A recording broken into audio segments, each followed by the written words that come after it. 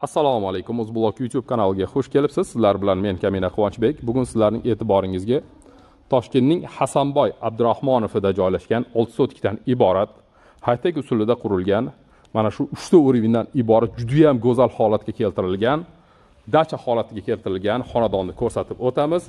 Juda ham go'zal qilib ta'mirlab qo'yilgan, high-tech stilida qilingan va bu yerda xonadon egalari o'zlari yashashligi uchun qurilgan bo'lib, bu sotuvga qurilmagan, o'zlari yashash uchun mo'ljallab qurgan xonadonimiz bo'ladi va juda ham udachniy tushgan. Ya'ni ko'cha yuzi tarafi o'rtacha olib hisoblaydigan bo'lsak 30 metrni tashkil qiladigan bo'lsa, bu tarafiga 20 metrlarni tashkil qiladigan juda ham udachniy holatida xonadonni mana shu joyda qurib qo'yishgan ekan.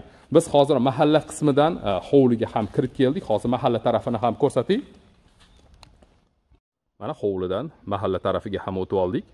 Juda ham go'zal qilib, mana ko'chaning yuzlari ham asfaltga tayyorlanmoqda va undan tashqari archalar ekilib, fasadlari high-tech stilida qilib qo'yilgan. Aytib o'tganimizdek, o'rtacha 30 metrlarni tashkil qiladi, bu tarafiga o'rtacha 20 metrlarni tashkil qiladi. Uglovoy joylashgan, juda ham udachniy joylashgan. Hasanboy Abdurahmonov deb nomlanadi.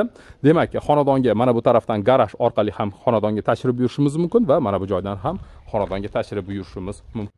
Bu garaj qismi bo'ladi. Mana bu archalarning oxiridan xonadon tugallangan, u tarafga o'tib yana hovli uzunroq davom etgan. Bu yerdan bemalol 2-3 ta avtomobilni kirg'azib qo'yishimiz mumkin. Gazollar ekilgan, ko'rib turganingizdek, suvlar sepiladi. Xullas juda ham go'zal holatga keltirilgan high-tech stildagi xonadonimiz. Mahalladan hovliga ham kirib oldik. Aytib o'tganimizdek, mana bu hozir garaj qismi bo'ladi. Mana shu hovli davom etadi. Bu yoqda 2 qavatli inshootlari bor. Undan tashqari 3-mansarda qismlari ham mavjud va mana bu hovlining bu tarafida esa basseyn joylashgan. Bu tarafiga o'tadigan bo'lsak, bu yerda yozgi kuxnyalari, tapchalar qilib qo'yilgan. Mana ko'rib turganingizdek, undan tashqari naveslari ham bor, ya'ni soyagina bo'lib turadi. Suvlarga to'xtaladigan bo'lsak, bu yerda shahar suvi kelgan, undan tashqari 1 tonnali suv saqlaydigan bochkalar ham o'rnatib qo'yilgan. Gaz, svet, suv juda ham yaxshi naporda kelib turar ekan. Kanalizatsiyaga to'xtaladigan bo'lsak, mana bu joyda bizda oshxona uchun alohida kanalizatsiya qilib qo'yilgan. Undan tashqari hojatxona uchun ham alohida bu yerda kanalizatsiya mo'ljallab qo'yishgan ekan. Demak, hovlida hozir joylashgan chap qo'limizdagi garaj qismini ko'rsataylik. Garajning ham mana shu oynalari bor. Mana bu eshik orqali garajga o'tishimiz mumkin. Juda ham go'zal holatga keltirib, did bilan, mehr bilan o'zlari uchun mana shunaqangi garaj ham yasab qo'yishgan ekan. Bu issiqqina bo'lib turadi, qishda ham issiqqina bo'lib turadi. Mana bu radiatorlar orqali garaj qismi istilar ekan. Burchatkalar terib qo'yilgan, traplari bor, ya'ni mashinani yuvadigan bo'lsangiz, suvlar mana shu joydan tushib ketadi.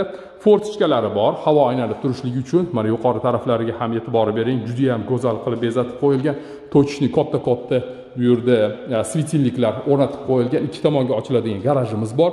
Mana bu joyda esa 1 tonnali bochka joylashgan. Suv mana shu joyda doimiy kelib turadi. Motor orqali xonadonga bemalol mana shu suvni uzatishimiz mumkin. Garajga qoyilmisiz? Hali men shuncha uyda ko'rsatib, bunaqangi katta alohida garaj uchun mo'ljallangan qismini ko'rmagan edim.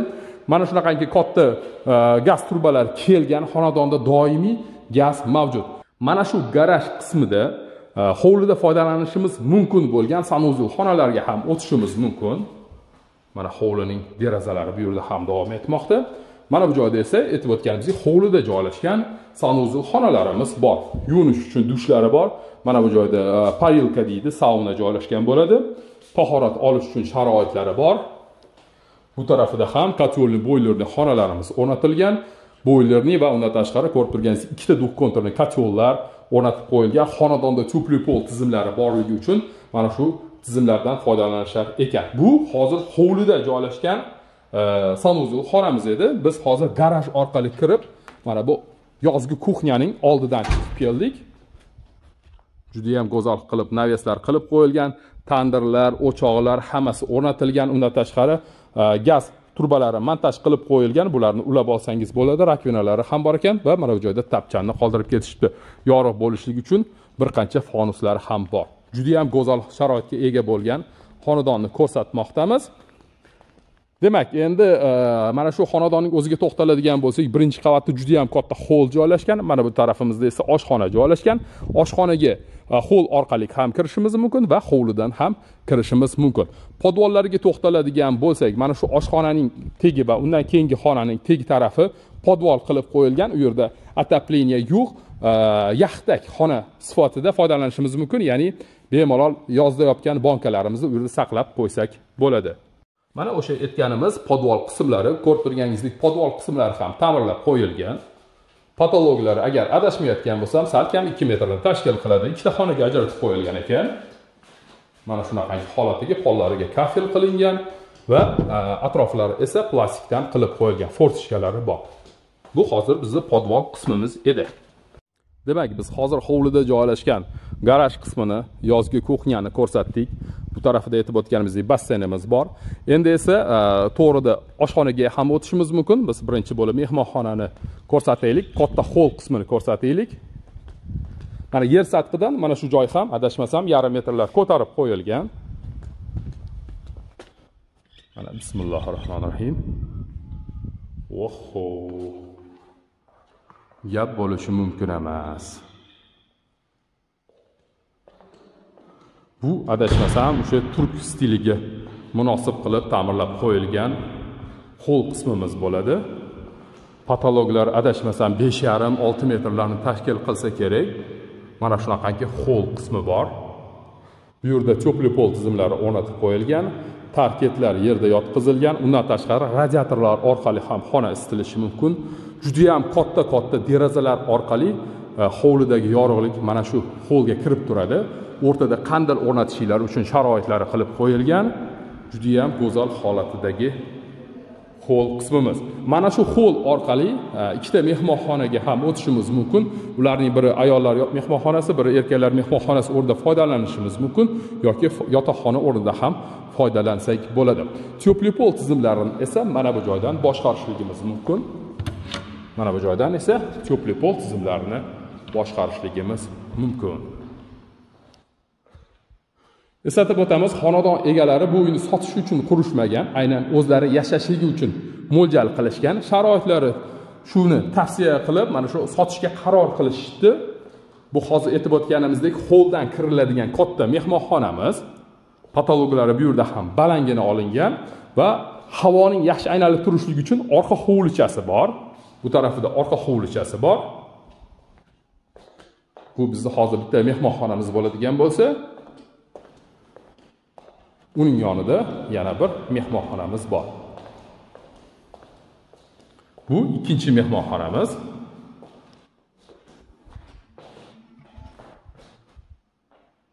Mana shunaqangi ikkinchi mehmonxonamiz. Bu yerda ham orqa hovlichasi bor, havo yaxshi aynalib turishligini ta'minlaydi. Endi esa hol orqali mana bu eshikka o'tadigan bo'lsak, bu yerda yana bir koridor bor va mana shu koridor orqali ikkinchi qavatga ko'tarilishimiz mumkin. Oshxonaga kirishligimiz mumkin. Mana bu to'g'rimizda bizda umumiy sanuzul xona bor. Bu joyga kirishimiz mumkin va bu yerda joylashgan yana bir yotoqxonaga ham o'tishimiz mumkin. Yana bir koridorimiz bo'ladi. Demak, chap qo'limizda bizda mana shu xonadonda joylashgan kattaxon oshxonamiz.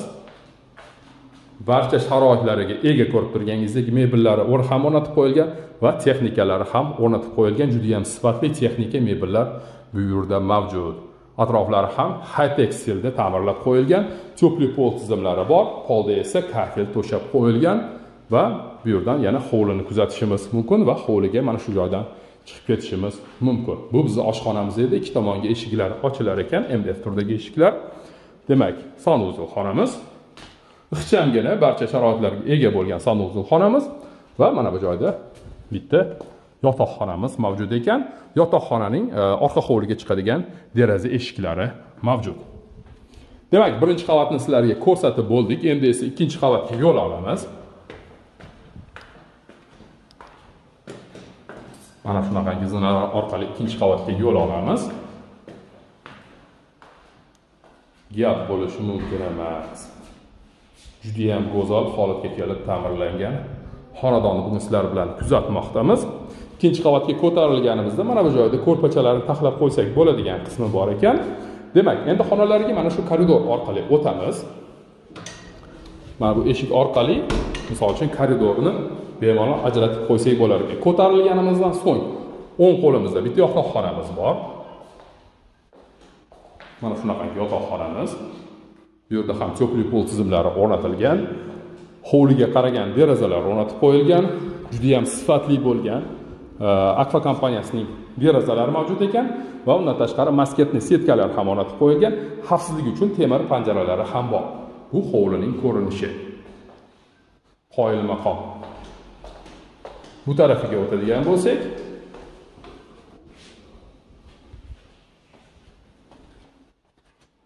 ikkinchi qavatda joylashgan umumiy sanuzel xonamiz va yana bir yotoqxonani ko'rishimiz mumkin.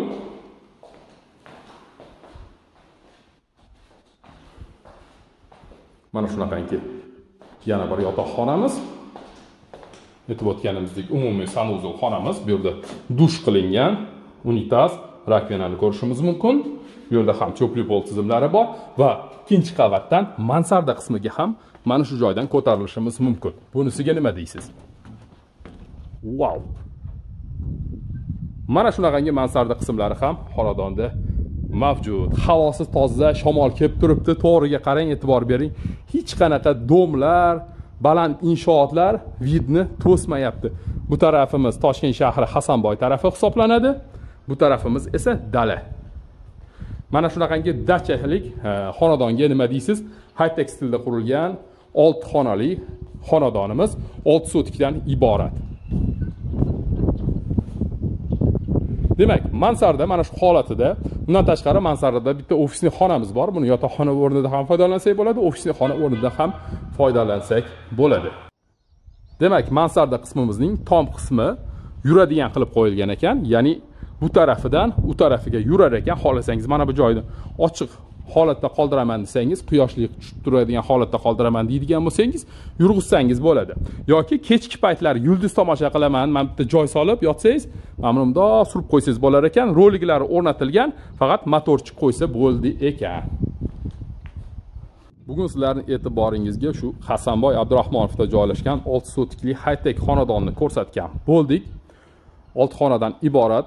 Narxlarini bilmoqchi bo'lsangiz, ekranda uy egalarining telefon nomerlarini yozib qoldirganmiz. Marhamat, qo'ng'iroq qilib, ularga bog'lanib, mana shu xonadonni sotib olishingiz mumkin. Xonadon egalari qo'ldan kelgancha juda ham katta skidka berishlikka harakat qilib ko'rar ekan, chunki srochni sotishmoqda ekan. Sizlar bilan Uzbok YouTube kanali va Kamina Quvonchbek bo'ldi. Keyingi videoroliklar